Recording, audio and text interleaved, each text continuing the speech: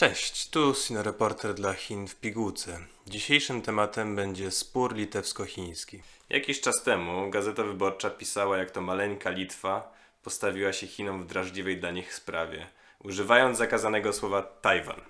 Od Tygodnika Powszechnego słyszymy, że globalny gigant używa najcięższych dział ekonomicznych wobec muchy, jaką jest Litwa, bo naraziła się ona Pekinowi, latem otwierając przedstawicielstwo tajwańskie. Do rzeczy idzie najdalej w swojej ekspresywności. Czytamy, że Pekin odpłacił się wściekłą propagandą antylitewską i antytajwańską oraz sankcjami. W końcu i Rzeczpospolita publikuje artykuł "Mała Litwa staje w gardle wielkim Chinom". Padają słowa, że Litwa ma jednak plan i wsparcie Unii Europejskiej. Polska opinia publiczna od prawa do lewa stoi więc murem za naszym sąsiadem, który nie ugina się pod naciskami giganta i walczy z Chinami niczym Dawid z Goliatem. W podobnym tonie są również artykuły prasy zachodniej. The Wall Street Journal mówi o znęcaniu się Chin nad Małą Litwą, a w francuskim Le Monde pojawia się nawet termin ekonomicznej wojny hybrydowej z powodu zbliżenia Litwy z Tajwanem. Tworzy się narrację, że Litwa rozwścieczyła Chiny, pozwalając na utworzenie quasi-ambasady tajwańskiej i teraz Chiny reagują nieadekwatnie, agresywnie, do tego stopnia, że Unia Europejska musi interweniować. Można w tym momencie zaakceptować, że tak wygląda świat i nie należy bardziej zagłębiać się w ten konflikt. Ale to nie jest takie proste.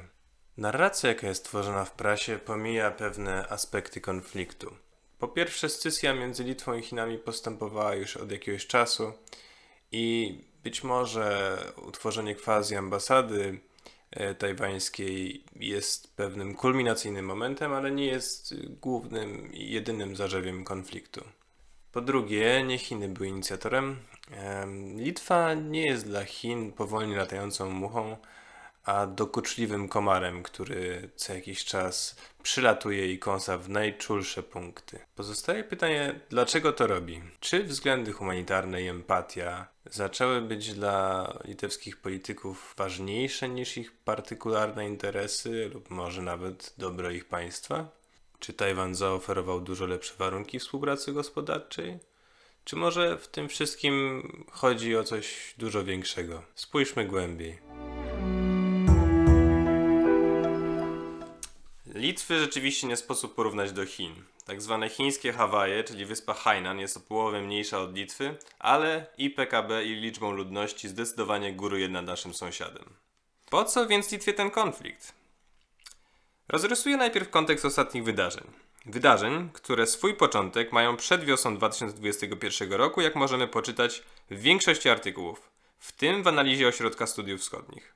W październiku 2020 roku wybory na Litwie wygrał Związek Ojczyzny, litewscy chrześcijańscy demokraci i wszedł w koalicję z dwiema partiami liberalnymi. W grudniu 2020 roku koalicja ta utworzyła rząd pod przewodnictwem Ingridy Šimonytė, zastępując poprzedni gabinet Sauliusa Skvernelisa. Wygrana Związku Ojczyzny zbiega się zresztą w czasie z wygraną Joe Bidena na prezydenta Stanów Zjednoczonych. Ma to wielkie znaczenie dla działań podjętych przez Litwę wobec Chin i Tajwanu, o czym powiem później. Nowi wygrani w tekście swojego porozumienia koalicyjnego zawarli fragment mówiący o wspomaganiu wszystkich walczących za wolność od Białorusi po Tajwan. Co więcej, w wywiadzie dla litewskiej prasy świeży minister spraw zagranicznych Gabrielius Landsbergis zaznaczał, że siła Chin stopniowo wzrasta i należy patrzeć, czy współpraca jest wzajemnie korzystna, czy być może stanowi zagrożenie dla interesów litewskich. Dodał też, że partnerzy, w tym USA, stanowczo ostrzegają przed silniejszymi Chinami jako groźbą dla bezpieczeństwa wewnętrznego oraz zbyt silnego gracza w relacjach handlowych.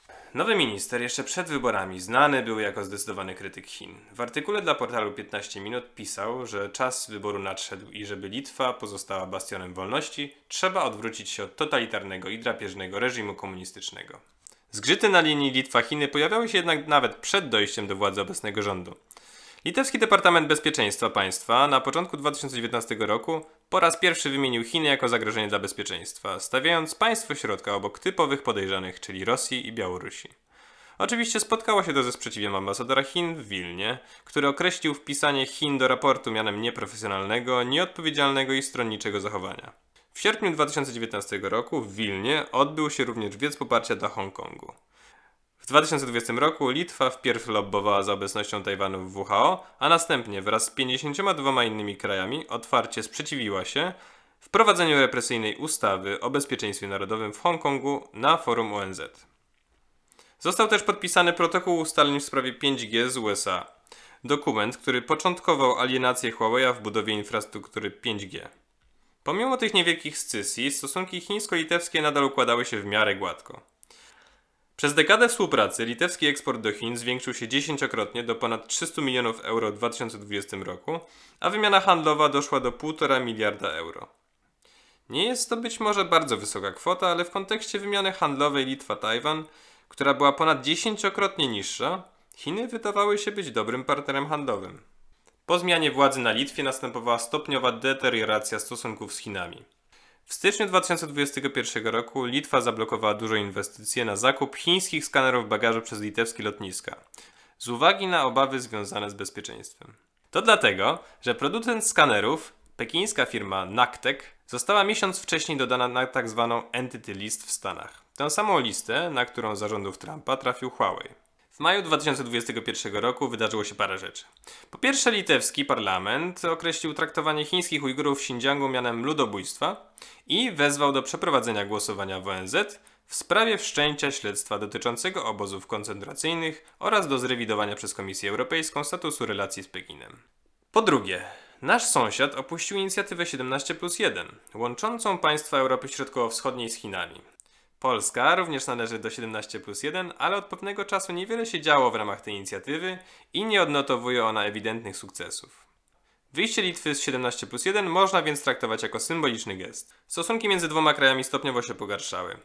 Chiny nie szczędziły negatywnych komentarzy na forum oficjalnym, jak również półoficjalnym, to jest w tubie partyjnej, gazecie Global Times. Komentarze internautów zdecydowanie krytyczne oskarżały Litwę o bycie akolitą Stanów Zjednoczonych, nic nie znaczącym małym państewkiem, opryszkiem, który nie wie co dla niego dobre. Trzecią rzeczą, która również miała miejsce w maju, było ograniczenie inwestycji Huawei'a w infrastrukturę 5G. Parlament litewski przegłosował ustawę, według której dystrybutorzy rozwiązań 5G muszą przejść kontrolę, czy aby nie naruszają interesu narodowego i czy nie są zagrożeniem. Według Litwy Huawei nie spełnia warunków. I tak dochodzimy do lipca, kiedy to Litwa zgodziła się, żeby Tajwan otworzył w Wilnie swoje przedstawicielstwo, coś na kształt quasi-ambasady. W Polsce jest już ono od dawna i nazywa się Biuro Przedstawicielskie Tajpej w Polsce, w skrócie Biuro Tajpej. Jako że na Litwie go nie było, to polskie biuro odpowiadało również i za Litwę. Zresztą w kwestiach wymiany handlowej Polska do tej pory odpowiada za region litewski. Ale dlaczego decyzja otwarcia przedstawicielstwa w Wilnie wywołała burzę? A dlatego, że ta quasi-ambasada została ochrzczona nazwą Tajwańskie Biuro Przedstawicielskie. Użycie słowa Tajwan zamiast Tajpej rozsierdziło Chiny, które uznają Tajwan za swoją prowincję, nie osobny byt i sprzeciwiają się stosowaniu nazwy Tajwan do kontaktów zagranicznych. Co ciekawe, na początku stycznia tego roku, czyli miesiące później, prezydent Litwy stwierdził, iż nazwanie przedstawicielstwa tajwańskim, a nie Tajpej, było błędem i że ten fakt nie był z nim konsultowany. Trochę mi ciężko uwierzyć, żeby nie miał wpływu na tak ważką decyzję. Niemniej, co by nie mówić, ten ruch rzeczywiście doprowadził do drastycznego zaognienia relacji Litwa-Chiny, bo już w kolejnym miesiącu Chiny odwołały swojego ambasadora w Wilnie i domagały się, żeby Litwa odwołała swojego ambasadora w Pekinie. We wrześniu zeszłego roku na zlecenie litewskiego Ministerstwa Obrony Narodowej powstała analiza wskazująca na zagrożenia płynące z korzystania z urządzeń komórkowych Huawei'a i Xiaomi, czyli chińskiej produkcji. Tego samego miesiąca na Tajwan poleciały kolejne dawki szczepionek, 235 000. Ponad 10 razy więcej niż 2 miesiące wcześniej, kiedy Litwa dała Tajwanowi 20 000 dawek AstraZeneki. W listopadzie, gdy amerykańska podsekretarz stanu Urza Zeya odwiedziła Litwę, by pokazać poparcie Stanów Zjednoczonych dla litewskich działań protajwańskich, Chiny obniżyły rangę stosunków dyplomatycznych z Litwą. Z kolei Litwa 3 grudnia ogłosiła jako pierwsze państwo bojkot dyplomatyczny Olimpiady Zimowej w Pekinie. Dopiero w tym momencie rozpoczęła się prawdziwa ofensywa lub może kontrofensywa Chin i retorsje. Grudzień obfitował w najróżniejsze sankcje ekonomiczne. Zamknięcie linii kredytowych dla firm litewskich, sankcje handlowe takie jak zablokowanie towarów eksportowanych do Chin, naciskanie na europejskie firmy, by zrywały stosunki handlowe z litewskimi kontrahentami, wstrzymanie połączeń kolejowych przewożących towary na Litwę i inne. Sytuacja nabrała tak negatywnych barw, że Litwa zdecydowała się na dosłownie ewakuację swojej ambasady. Wróćmy zatem do pytania, które zadałem na początku. Po co Litwie to wszystko? Jaki był cel systematycznego zrażenia sobie Chin przez wypowiedzi, ruchy dyplomatyczne i decyzje ekonomiczne? Aczkolwiek zapowiadane w wyborach wsparcie wszystkich bojowników o wolność i demokrację zasługuje na uznanie, a późniejsze decyzje wydają się potwierdzać tę wzniosłą deklarację, to za wszystkimi tymi działaniami stoją pragmatyczne interesy i korzyści. Wspominałem wcześniej 1 o wyborach w Ameryce, 2 o wizycie amerykańskiej podsekretarz stanu i 3 o dodaniu Chin do listy zagrożeń dla państwa litewskiego w 2019 roku. No właśnie, dodanie Chin jako zagrożenia dla bezpieczeństwa państwa. Przed 2019 rokiem zagrożenia były tylko 2. Rosja i mini-Rosja, czyli Białoruś. I wydaje się, że to przede wszystkim ciągły strach przed Rosją motywuje teraz Litwę do reinterpretacji polityki wobec Chin. Chiny ściśle współpracują z Rosją, trochę z wyboru, trochę z konieczności oparcia się dominacji amerykańskiej. Litwa wie, że przed zagrożeniem rosyjskim Chiny jej nie uchronią. Unia Europejska jest aliansem przede wszystkim ekonomicznym i w razie jakichkolwiek represji lub może nawet ataku nie może wiele zdziałać. Tę rolę mogą spełnić Stany Zjednoczone, które od wygranej Joe Bidena prowadzą jeszcze silniejszą politykę antychińską. Wszystkie działania Litwy, które doprowadzają do rozdrażnienia Chin, jednocześnie zbliżają ją z Ameryką. To, co Ameryka może dać Litwie w zamian za zwrot antychiński i protajwański, to nie tylko kuluarowe zapewnienia zwiększenia zaangażowania militarnego w regionie i pomocy w razie niepokojów. A odkąd Białoruś zaczęła wysyłać uchodźców na Litwę, niepokoje mają już miejsce. Już na początku stycznia w odpowiedzi na chińskie retorsje, Tajwan, który w pewnym sensie można traktować tutaj jako przedłużenie amerykańskich interesów, poinformował, że przeznaczy $200 milionów na inwestycje na Litwie. Kilka dni później Tajwan uruchomił również linię kredytową w wysokości $1 miliarda. Wydaje się, że są to decyzje podjęte ad hoc, jako bezpośrednia odpowiedź na być może silniejszą niż spodziewana reakcję Chin. Ameryka również odwdzięczyła się Litwie bezpośrednio, niedługo po ustanowieniu tajwańskiego biura reprezentacyjnego. W podzięce za ten zwrot protajwański USA podjęła decyzję udzielenia Litwie kredytu eksportowego w wysokości $600 milionów.